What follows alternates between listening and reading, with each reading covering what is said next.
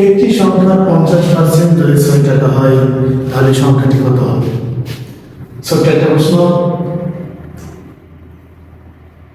আমার সাথে সাথে তোমরা একটু চেষ্টা করো।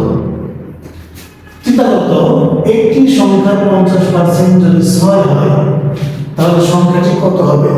খুব ভালো চিন্তা করো।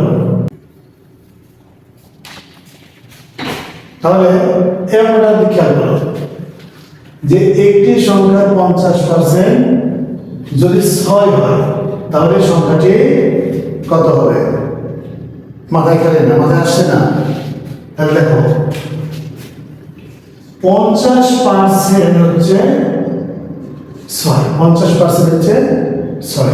আর উদাহরণ নেই, তাহলে 50% সমান 6 টাকা, তাহলে 1% সমান কত হবে?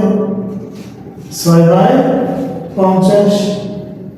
এবার 100% সমান হবে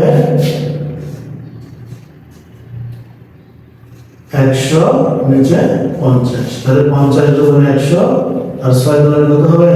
6 দোকানে 12, তাহলে সংখ্যাটা হবে তোমার 12।